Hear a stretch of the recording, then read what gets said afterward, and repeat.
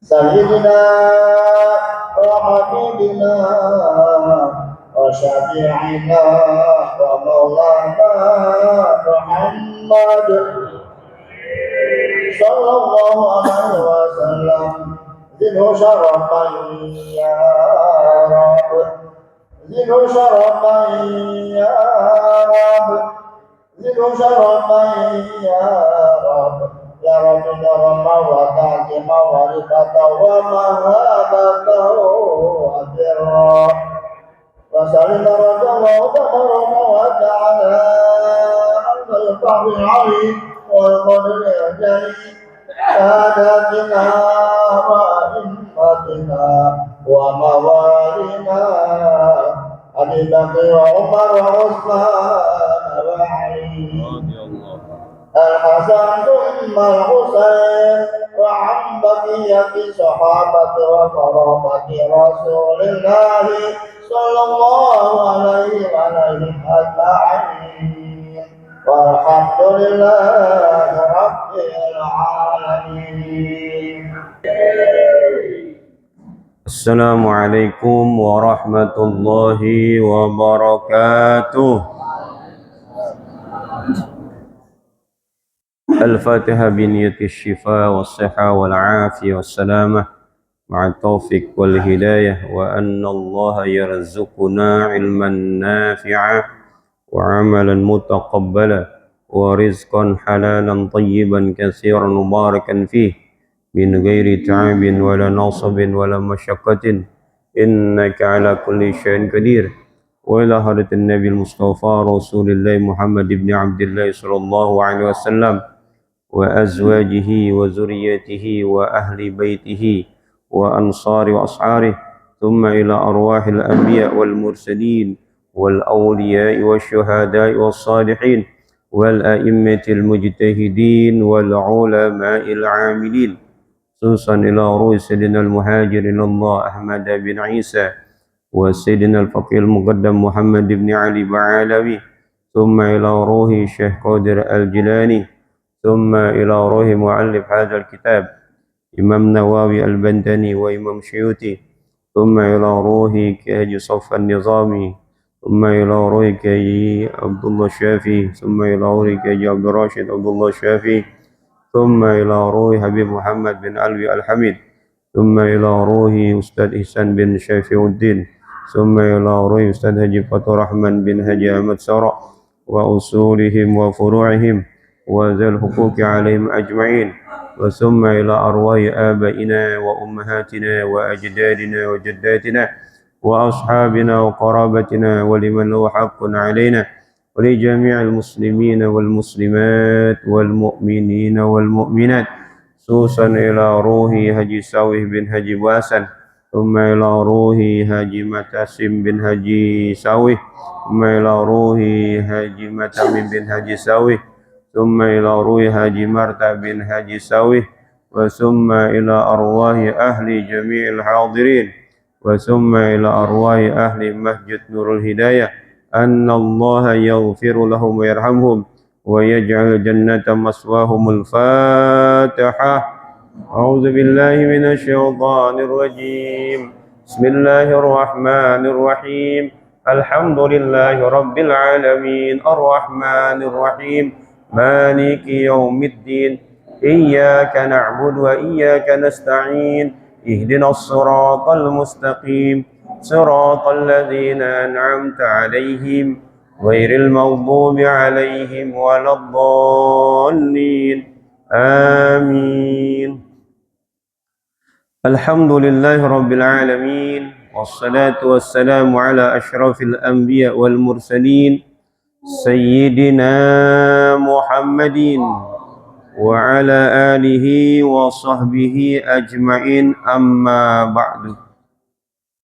قالوا سبحانك لا علم لنا إلا ما علمتنا إنك أنت العليم الحكيم رب اشرح لي صدري ويسر لي أمري واحلل عقدة من لساني يفقه قولي اللهم أخرجنا من ظلمات الوهم وأكرمنا بنور الفهم وافتح علينا بمعرفة العلم وحسن أخلاقنا بالحلم وسهل لنا أبواب فضلك وانشر علينا من خزائن رحمتك يا أرحم الراحمين يا أرحم الراحمين يا أرحم الراحمين.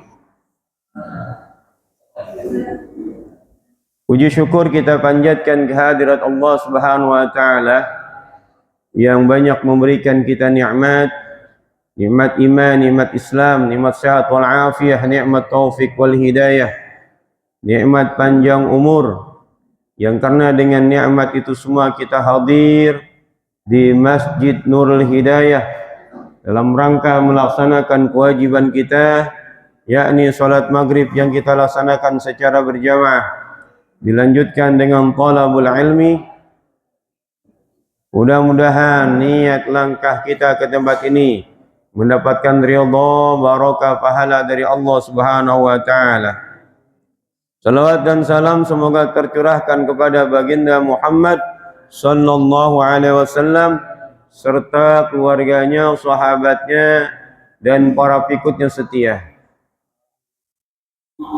Yang saya hormati para asatidzah, para hujjaj, tokoh masyarakat bil khusus orang tua kita Bapak Haji Effendi Ali, Bapak Haji Satria Gunawan, Bapak Haji Badingo, Bapak Haji Masudi, Bapak Udin, Bapak Ahmad Ahyar, Haji Syuhada, Bapak Fauzi, Imam sholat maghrib kita Bapak Ustadz Insinyur Husain Fauzi, guru kita Ustadz Amin Setiawan, Bapak Marjuki, Bapak Rojali, Habib Zain Al-Munawar, Bapak Haji Bakhtiar, Bapak Haji Warsono, Ustadz Haris, Bapak Haji Yusmeri Herlan, dan seluruhnya mohon maaf tidak menyebutkan satu persatu namanya, namun tidak mengurangi rasa takzim hormat saya kepada Bapak saudara sekalian.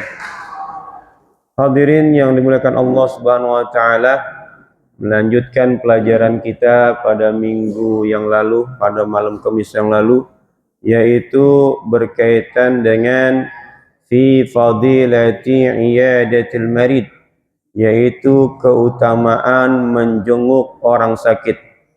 Qala al-musannif rahimahullahu taala wa adama an-naf'a bihi wa bi'ulumihi wa bi asrarihi fid dharain. Qala an-nabiy sallallahu alaihi wasallam udul marida wattaba'ul janazah tuzakkirukumul akhirah. Wa qala sallallahu alaihi wasallam aidul maridi yamshi fi makhrafatil jannati hatta yarji'ah ila akhirih wallahu ta'ala a'lam bis-shawab. Masih melanjutkan pelajaran kita dalam kitab Tanqihul Qaulil Hasis karya Imam Nawawi Al-Bantani, syarah dari kitab Lubabul Hadis karya Imam Syuyuti pada bab yang ke-36. Ini dikit lagi kitabnya habis ya. Yaitu keutamaan menjenguk orang yang sakit. Kata Nabi Muhammad sallallahu alaihi wasallam, udul maridha, jenguklah orang yang sakit olehmu. Udu, jenguklah, ai zuruhu, kunjungi orang yang sakit. Kenapa kita diperintahkan oleh baginda Muhammad sallallahu alaihi wasallam untuk menjenguk orang yang sedang sakit? Karena bisa jadi orang yang sakit kemudian kita kunjungi punya motivasi untuk sembuh. Ketika dikunjungi, nggak kelihatan di masjid, nggak kelihatan beberapa hari, dikunjungin lah oleh orang-orang, teman-teman, sahabatnya, ditanya sakit apa, bagaimana kondisinya, apa yang dirasakan. Kata orang itu, gimana bisa ngerasain? Emang kenapa? Lo datang kagak bawa apa-apaan? Kalau datang bawa jeruk bisa dirasain, ya enggak? Ketika dijenguk ditanya tuh penyakitnya apa, ininya apa, kemudian dikasih semangat.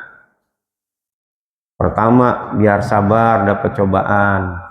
Kemudian jangan lupa minum obat, jangan lupa istighfar, jangan lupa sholawat, macem-macem deh pokoknya, ya. Kan gitu Bang Maman ya? Iya. Lagi jenguk begitu dikasih tahu, jangan lupa sabar. Kemudian sholawat, zikir jangan lupa, ingat sama Allah. Jangan pantang jangan menyerah, tetap semangat biar bisa sembuh. Yang lain bisa sembuh, masa nggak bisa sembuh? Insya Allah bisa sembuh, asalkan berdoa, minum obat lain sebagainya. Jadi orang yang sakit kita datengin itu kita kasih semangat. Jangan kita jenguk orang sakit ceritanya, lah teman saya mana sakit sama kayak gini nih, mati, meninggal dunia deh, gitu kan. Ini mau yang tadinya mau sembuh, termotivasi buat sembuh, begitu dikasih tahu penyakit yang diderita sama dengan orang yang lain dan orang tersebut mati 2 hari yang lalu, meninggal dunia, jadi kendor, aduh, gue bakal mati juga nih begitu.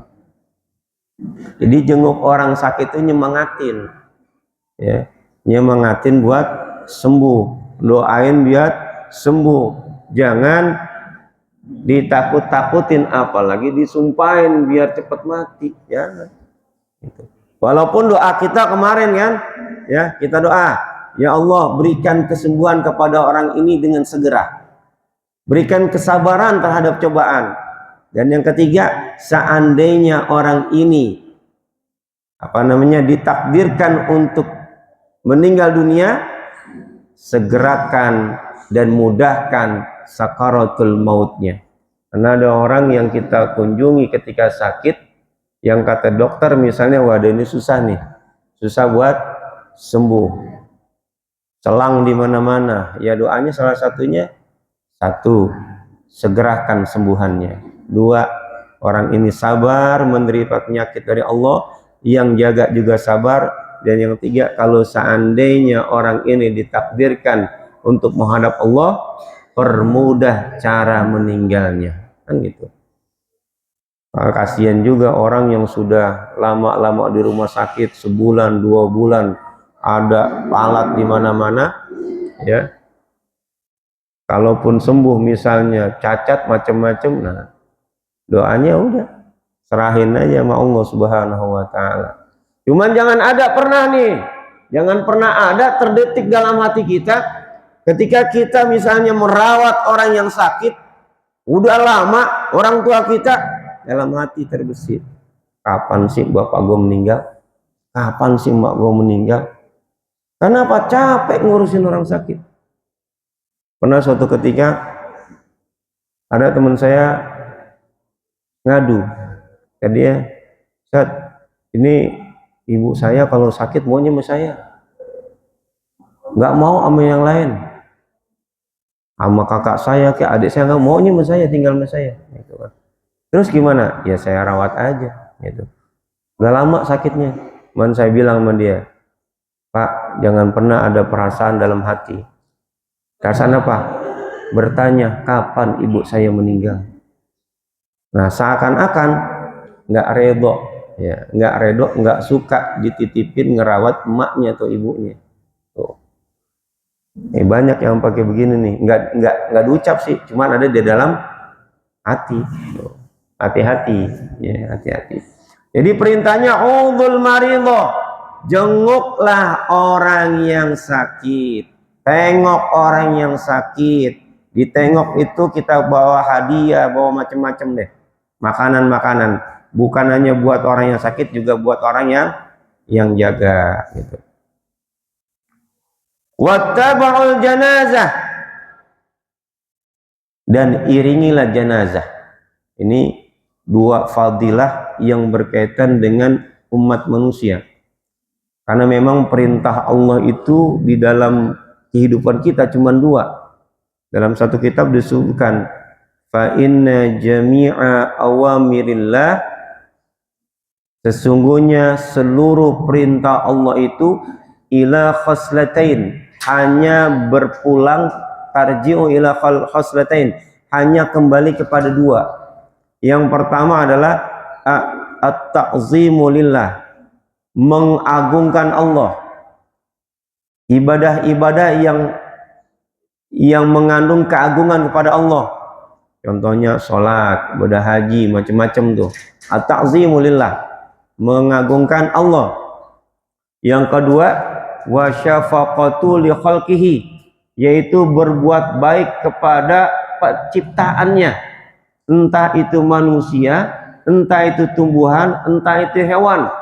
Semua perkara-perkara tadi itu bisa mendatangkan fadilah, pahala, manfaat yang paling besar.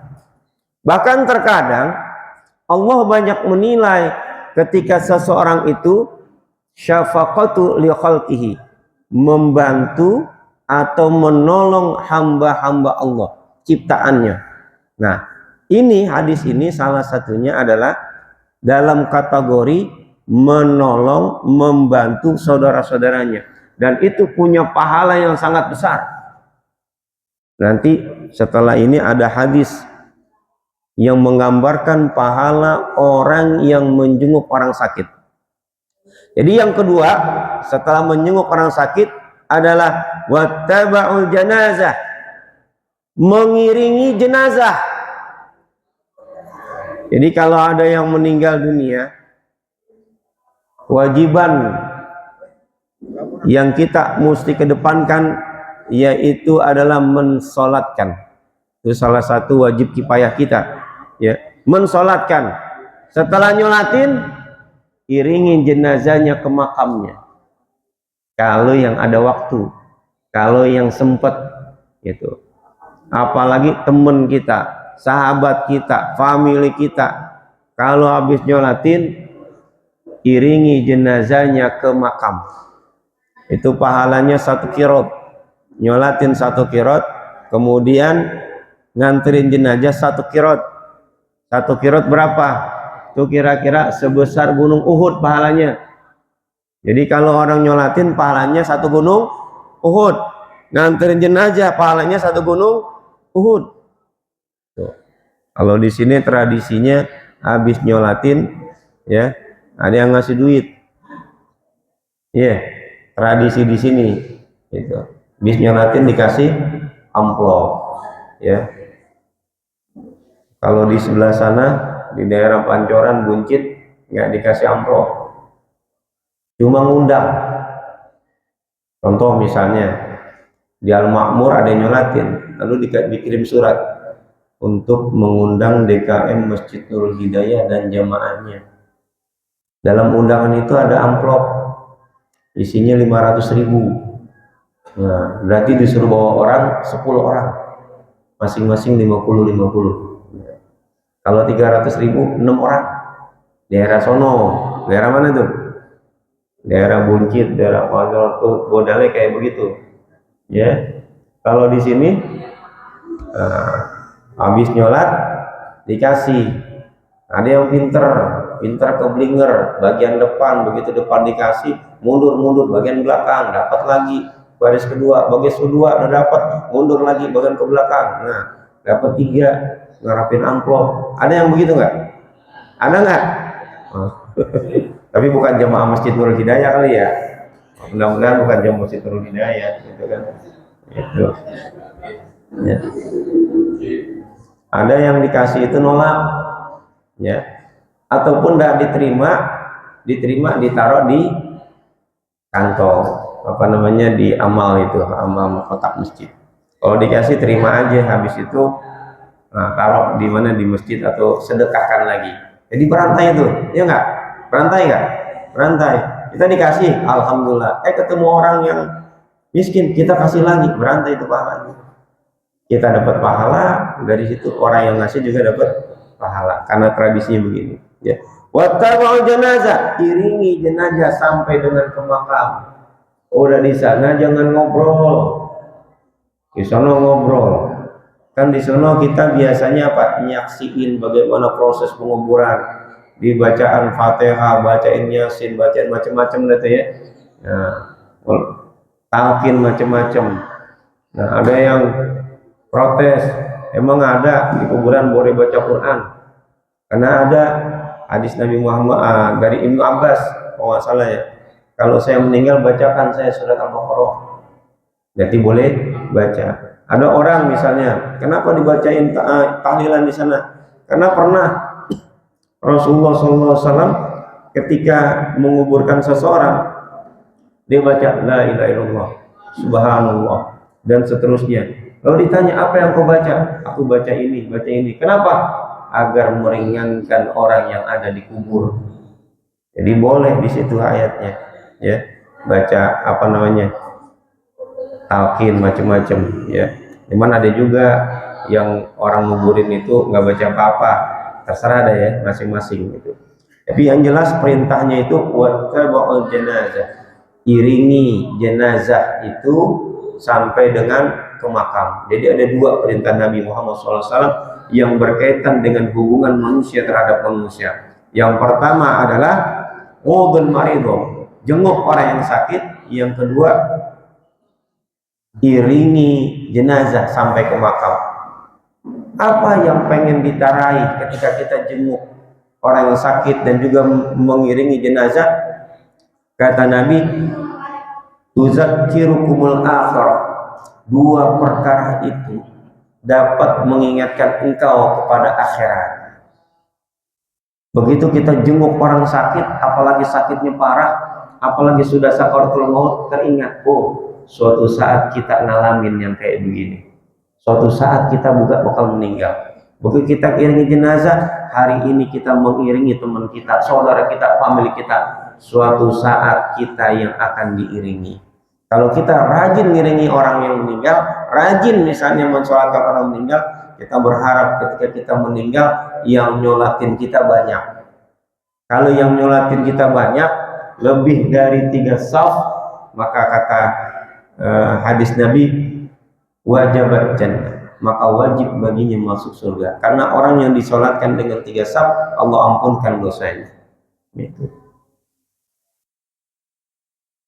Kemudian ketika kita misalnya melakukan 2 hal itu, kita teringat dengan hal-hal yang bersifat akhirat, termotivasi bagi kita untuk memperbaiki diri. Yang tadinya misalnya kita lupa dengan akhirat, lupa dengan kematian, begitu jenguk orang sakit, begitu kita mengiring jenazah sampai dengan ke makam, saat dilihat kuburan, oh ini nanti tempat kita di sini. Termotivasi bagi kita untuk memperbaiki diri. Yang tadinya jarang sholat jamaah, jadi sholat jamaah. Yang tadi jarang baca Quran, jadi terus baca Quran. Yang tadinya jarang sedekah, jadi rajin sedekah. Yang tadinya jarang misalnya melakukan kebaikan, dengan melihat orang sakit dan juga mengantarkan jenazah, kita jadi banyak melakukan kebaikan-kebaikan. Dan memang kita diperintahkan oleh Nabi Muhammad SAW untuk banyak-banyak mengingat mati. Karena orang yang sering mengingat kematian itu, dia akan termotivasi untuk melakukan kebaikan. Ada di mana hal-hal orang itu lupa dengan kematian. Kapan? Pada waktu kita kondangan. Ada nggak orang kondangan ingat mati? Ada yang kondangan ingat mati? Kagak. Yang terbayang adalah makanan enak. Di sono banyak makanan. Orang orang kondangan itu biasanya ada musik. Musik dangdut ada, gamus ada, keroncong ada. Begitu musik-musik dibunyikan, ada nggak nyanyian yang berkaitan dengan kematian di situ? Enggak ada. Gitu. Ya. Yang kedua, ketika kita jalan-jalan terus nonton film di bioskop, ada orang nonton film ingat mati? Enggak ada. Ya nggak? Jalan-jalan ke pasar, mau belanja, ada ingat mati? Kagak. Ada di waktu-waktu memang kita nggak ingat mati. Karena itulah kita harus memfokuskan. Misalnya nih, kita kondangan, di kondangan itu makanan banyak. Ingat juga kita punya penyakit. Walaupun banyak makanan, ya, siput misalnya, oh kita ada kolesterol, makannya hati-hati walaupun banyak. Ingat mati juga masih ada, ingat. Begitu banyak daging, ingat kita kolesterol. Makanan santan, ingat kita kolesterol. Makan ini, ingat kita punya darah tinggi, macam-macam. Begitu ada tayangan misalnya dangdutan, orang berpakaian, waduh, astagfirullahaladzim, astagfirullahaladzim, tapi matanya melotot, gitu kan. Nah, kalau begitu ada orang dangdutan, pakaiannya minim, astagfirullahaladzim, makan selesai pulang, menghindari maksiat. Itu masih ingat mati. Kalau nggak ingat mati, begitu ada dangdutan ikut nyawer. Nah, itu nggak ingat mati. Hati-hati, banyak orang meninggal dunia lagi dangdutan. Benar ya? Ada lagi joget-joget meninggal dunia. Kita berharap jangan sampai begitu, ya. Meninggal dunia lagi senang-senang lagi dangdutan. Pengennya meninggal dunia lagi sholat, lagi baca Quran, lagi taklim, lagi zikir, lagi tahlilan, ya nggak? Nah, kepengennya begitu. Cuma kematian itu nggak bisa kita atur. Saya pengen mati di sini, nggak bisa. Tapi kalau kita banyak melakukan sesuatu di tempat-tempat kebaikan, biasanya matinya di situ. Ada orang yang rajin taklim, begitu ikut taklim meninggal dunia. Ada orang rajin mimpin tahlil, begitu lagi mimpin tahlil meninggal dunia. Ada orang yang setiap tahun itu motong korban, meninggal dunia lagi motong korban. Jadi kita ini disuruh sama Allah, sama Nabi Muhammad untuk banyak-banyak mengingat kematian. Salah satunya adalah dengan cara mengunjungi orang sakit dan juga mengiringi jenazah.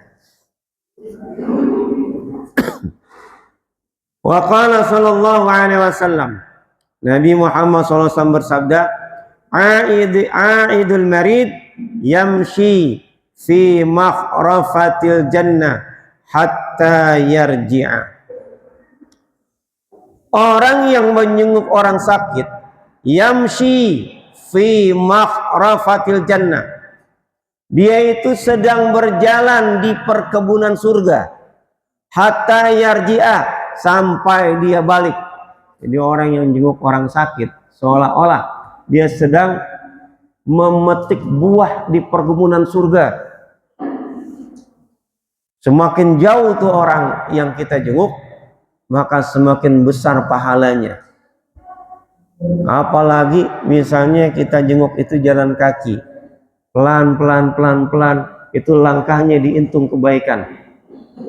Dan yang luar biasanya, itu seolah-olah dia sedang berada di perkebunan surga. Wah, di perkebunan surga itu orang bisa metik buahan apa aja.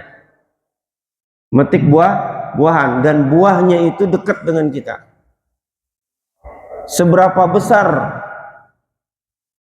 perkebunan surga? Seberapa besar sebenarnya pohon-pohon di surga? Dalam satu hadis disebutkan, Inna fil jannati la syajaratan yasiru rakibul jawad awil mudammar sari' mi'ata amin ma yaqta'uha. Sesungguhnya di surga itu pohon-pohonnya dilalui oleh orang penunggang kuda yang cepat atau kuda balap. Dilalui dengan cepat selama 100 tahun. Dan itu tidak mampu dicapainya. Jadi besarnya pohon di surga itu, panjangnya, lebarnya itu, kalau ada orang naik kuda pacu, kuda balap, dan dia memacunya itu selama 100 tahun, itu belum bisa dilalui. Bisa dilihat berapa gedenya itu, berasa besarnya, 100 tahun.